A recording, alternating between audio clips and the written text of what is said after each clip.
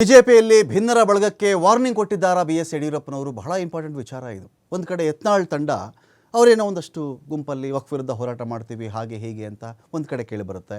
ಇನ್ನೊಂದು ಕಡೆ ನೋಡಿದ್ರೆ ಇಲ್ಲ ರಾಜ್ಯಾಧ್ಯಕ್ಷ ವಿಜೇಂದ್ರ ಅವರು ಇದ್ದಾರಲ್ಲ ಅವ್ರನ್ನೇ ಚೇಂಜ್ ಮಾಡಬೇಕು ಅಂತ ಇದ್ದಾರಂತೆ, ಅವ್ರ ಕಡೆಯವ್ರನ್ನ ಯಾರಾದರೂ ಕೂರಿಸ್ಬೇಕು ಅಂತ ಇದ್ದಾರಂತೆ, ಯಾರಾದರೂ ಕೂತ್ಕೊಳ್ಳಿ ನಾಟ್ ವಿಜೇಂದ್ರ ಅಂತ ಇದ್ದಾರಂತೆ ಅಂತೆಲ್ಲ ವಿಷಯಗಳು ಬಂದಾಗ ಹೈಕಮಾಂಡ್ವರೆಗೂ ಹೋಯಿತು. ವಿಜೇಂದ್ರ ಅವರು ಕೂಡ ದೂರು ಕೊಟ್ಟಿರಬಹುದು, ಭಿನ್ನರ ಚಟುವಟಿಕೆ ಇದು ಪಕ್ಷಕ್ಕೆ ಡ್ಯಾಮೇಜ್ ಮಾಡುತ್ತೆ, ಈ ಥರ ಗುಂಪುಗಾರಿಕೆ ಒಳ್ಳೆಯದಲ್ಲ ಒಂದು ಪಾರ್ಟಿಗೆ ಎಲ್ಲ ಹೇಳಿದ ಹೊರತಾಗಿಯೂ ಕೂಡ ಯಾವ ಒಂದು ಪ್ರಬಲವಾದಂಥ ವಾರ್ನಿಂಗ್ ಕೂಡ ಹೈಕಮಾಂಡ್ ಕಡೆಯಿಂದ ಬಂದಿಲ್ಲ. ಇಲ್ಲಿವರೆಗೂ ಅಂತೂ ಬಂದಿಲ್ಲ ಯಾರಿಗೆ, ಯತ್ನಾಳ್ ಬಣಕ್ಕೆ. ಒಂದು ವೇಳೆ ಬಂದಿದ್ದಿದ್ದರೆ ಇವರು ಮತ್ತೆ ಸಭೆಗೆ ಸೇರೋದು ಸದಾಶಿವನಗರದಲ್ಲಿ, ಮತ್ತೆ ಮಾತಾಡೋದು, ತಿಂಡಿಗೆ ಸೇರೋದು, ಮಧ್ಯಾಹ್ನ ಊಟಕ್ಕೆ ಸೇರೋದು, ರಾತ್ರಿ ಊಟಕ್ಕೆ ಸೇರೋದು ಇದಾಗ್ತಾ ಇರಲಿಲ್ಲ. ಈಗ ಅಲ್ಲಿ ಇವತ್ತಿಗೂ ಅದು ಚಾಲ್ತಿಯಲ್ಲಿದೆ ಅಂತ ಹೇಳಿದಾಗ ಏನೋ ಮೆಸೇಜ್ ಇರಬೇಕೇನೋ ಅಂತ ಎಲ್ಲರೂ ಕೂಡ ಸಹಜವಾಗಿ ಅಂದ್ಕೊಳ್ತಾರೆ. ಇದೀಗ ಈ ಭಿನ್ನರ ಬಳಗ ಇದೆಯಲ್ಲ, ಇದಕ್ಕೇನೆ ಬಿ ಎಸ್ ಯಡಿಯೂರಪ್ಪನವರು ಮೈ ಕೊಡವಿಕೊಂಡು ಎದ್ದಿದ್ದಾರೆ. ಈ ಥರ ಮಗ ರಾಜ್ಯಾಧ್ಯಕ್ಷ ಆಗಿದ್ದಾನೆ ಅಂತ ಟೈಮ್ ನಡೀತಾ ಇದೆಯಲ್ಲ, ಈಗಲೂ ನಾನು ಸುಮ್ಮನೆ ಇದ್ದರೆ ಒಂದು ಕಡೆ ವಿಜೇಂದ್ರ ಅವರು ಬೆಂಗಳೂರಿಗೂ ದೆಹಲಿಗೂ ಓಡಾಡ್ತಾನೆ ಇದ್ದಾರೆ. ನಡ್ಡಾ ಅವ್ರನ್ನ ಮೀಟ್ ಮಾಡ್ತಾರೆ, ಅಮಿತ್ ಶಾ ಅವ್ರನ್ನ ಮೀಟ್ ಮಾಡ್ತಾರೆ.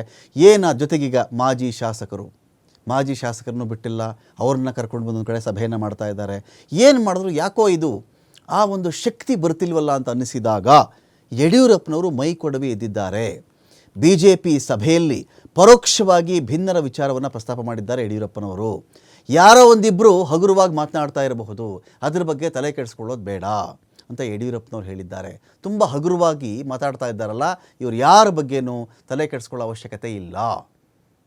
ಹೈಕಮಾಂಡ್ ನಾಯಕರು ಯಾರು ಕೈಕಟ್ಟಿ ಕೂತ್ಕೊಂಡಿದ್ದಾರೆ ಅಂತ ಯಾರೂ ಭಾವಿಸಬೇಡಿ.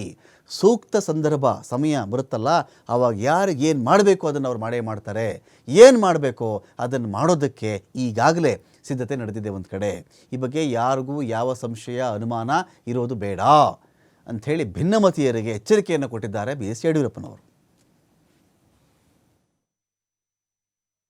ರಾಜ್ಯದ ಪ್ರತಿಯೊಂದು ಜಿಲ್ಲೆಗೆ ಒಂದು ದಿವಸಕ್ಕೆ 2 ಜಿಲ್ಲೆಯಂತೆ ರಾಜ್ಯದ ಪ್ರತಿಯೊಂದು ಜಿಲ್ಲೆಗೆ ಹೋಗಿ ಸಾರ್ವಜನಿಕ ಸಭೆ ಮಾಡೋದಿಲ್ಲ. ಅಲ್ಲಿರುವಂಥ ಪ್ರಮುಖ ಕಾರ್ಯಕರ್ತರ ಜೊತೆ ಒಂದು 500 ಜನ 600 ಜನ ಕಾರ್ಯಕರ್ತರನ್ನು ಸೇರಿಸಿ ಮುಂದಿನ ಗ್ರಾಮ ಪಂಚಾಯತಿ, ತಾಲೂಕು ಪಂಚಾಯತಿ ಚುನಾವಣೆ, ಅಸೆಂಬ್ಲಿ ಈ ಎಲ್ಲ ಹಿನ್ನೆಲೆಯಲ್ಲಿ ಪ್ರವಾಸ ಮಾಡಬೇಕು ಅಂತ ಇವತ್ತು ನಿರ್ಧಾರ ಮಾಡಿದ್ದೇವೆ. ಮುಂದಿನ ವಾರದಿಂದ ದಿನಾಂಕ ನಿಶ್ಚಯ ಮಾಡಿ ದಿನಕ್ಕೆ 2 ಜಿಲ್ಲೆಗಳಿಗೆ ಪ್ರವಾಸ ಮಾಡುವಂಥ ಕಾರ್ಯಕ್ರಮ ಹಮ್ಮಿಕೊಂಡಿದ್ದೇವೆ. ಪ್ರವಾಸ ಪ್ರಾರಂಭ